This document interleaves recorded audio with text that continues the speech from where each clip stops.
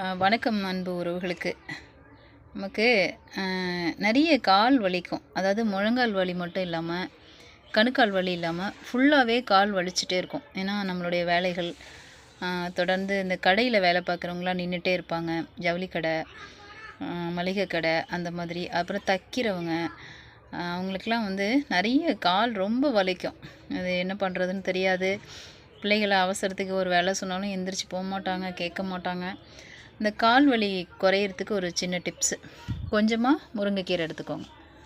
முருங்கைக்கீரை, 2 வெங்காயம், ஒரு தக்காளி, பச்சை மிளகாய், வெள்ளை வெங்காயம் அல்லது பூண்டு எடுத்துட்டு ஒரு ஒரு 5 பேருக்கு எல்லாருமே குடிக்கலாம். தேவைன்னா ஒரு 5 பேருக்கு வேணும்னா ஒரு 8 டம்ளர் தண்ணி வச்சுக்கோங்க, இல்லைன்னா 10 டம்ளர் வச்சுக்கோங்க. அது நல்லா கொதிக்கும். இந்த பொருள் எல்லாத்தையும் அள்ளி போட்டு நல்லா கொதிக்க வச்சு, அதில் கொஞ்சம் உப்பு, கொஞ்சமாக மஞ்சத்தூள், கொஞ்சம் சீரகம் போட்டுக்கோங்க. போட்டு ஒரு நாள் விட்டு ஒரு நாள் அல்லது ஒரு வாரத்தில் 2 நாளைக்கு தொடர்ந்து குடிச்சிட்டு வந்திங்கன்னா அந்த கால் வலியெல்லாம் நிறைய குறையும். நல்லா ஹெல்த் கிடைக்கும்.